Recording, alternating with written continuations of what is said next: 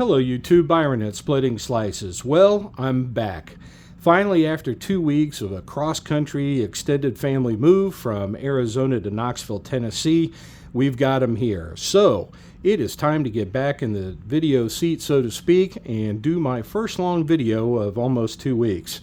And I've got a treat for you tonight, folks. What I have here is a brand new prototype knife design by a brand new knife designer who we are going to call Jason Kenneby. That's right, you heard it here first.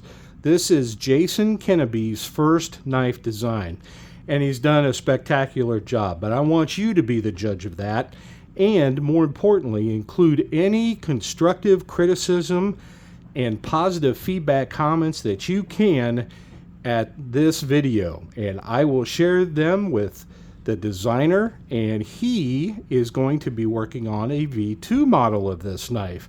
So he promises to incorporate some of those criticisms and positive feedback, please, into a second knife. So let's take a look at it. This is the box design for the brand new Jason Kenneby's Raptor. That's right, you heard it here. It is called the Raptor. Brian Brown, sorry buddy, eat your heart out. But let's take a look at Jason's knife design. So it comes in this white box with the blue stripes like the flag on the box. We go ahead and open this end of it, and we pull out a slip joint knife, but it's got a few secrets, and we're going to talk about those here in a minute. Comes in a beautiful white sheath, and now let's pull out this knife. And here it is, folks. This is the Raptor V1. So what the knife designer wanted to do with his first slip joint design was to design a Swiss Army type knife, but with just blades. And he wanted to give it a modern twist. He wanted to put these blades on pivots like a modern folder. So that is what he's done here. Now let's go ahead and turn the design over. As you can see, or I hope you can see from the video, he has constructed this knife model from corrugated cardboard. Now that is both the scales, the frame, and the blades.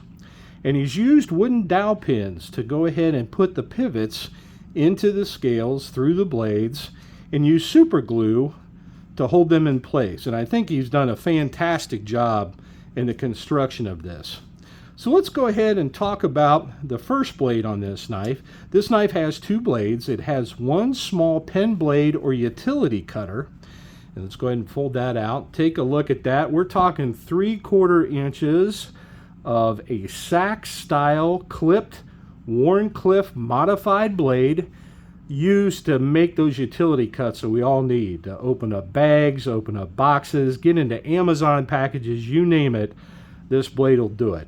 Okay, and we're going to go ahead and carefully fold this blade back into the knife, and we're going to go ahead and flip it over and try to get out the main blade. Now this is where I could use some feedback on this style of blade. So he has included a second utility sack style Wharncliffe blade, but this one is much longer, and he said, well, sometimes you need a small blade to open precisely boxes and bags, but sometimes you need a larger one, and I agreed with him. So this is a 2-inch long corrugated cardboard blade. If you notice, it has that sack style Wharncliffe front clipped off, and just perfect for getting into larger boxes and bags. Okay, now the nice feature on this, and this is something that he is planning on doing and improving on his V2 version, is if you will look closely, he has almost right here included a front flipping modern folding blade. So what Jason said he was going to do was he was going to go ahead and extend that blade length, add some jimping, and turn that into a modern flipping Swiss Army knife. I think he's on to something here, guys and gals. So let me know in the comments if you think that would be a good idea. All right, so this is the V1 Raptor. Now, the 3 things he wants you to know about this if you're thinking about buying a knife like this, is one, he's very proud of the carbon camo pattern of the scales, and I think he's done a wonderful job in precisely getting that digitite pattern recreated on the scales of this blade. The second thing is the action of the blades. I think is superb, but he wants to improve that, and he's thinking about maybe using a better pivot design, like maybe use steel rivets instead of wood dowels. This is what he's thinking. Let me know in the comments if you agree or disagree. And finally, I suggested as a design option that he take a look at not only extending that modern flipper on the front of the large blade, but maybe it's time to start adding some additional enhancements like a magnifying glass or a pair of scissors. Let me know what you think. And finally, what Jason wanted to do was maybe in his V2 model, he would step it up and use a little bit better quality materials. Now, I suggested maybe thinking about balsa wood. He could get a better action from his blades. It would be easier to cut than the corrugated cardboard, and it would probably finish out just a little better than he's managed to get on this knife. But I think he's done a spectacular job as a first prototype.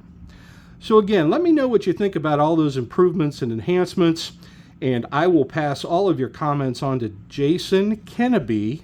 Again, that's Jason Kenneby for this Raptor modern Swiss Army knife. All right, guys, that does it tonight. Thanks for sticking with me. This is Byron from Splitting Slices saying, split a slice with a friend soon, and hold on for the release of the V1 Raptor. Thanks, everybody. Take care.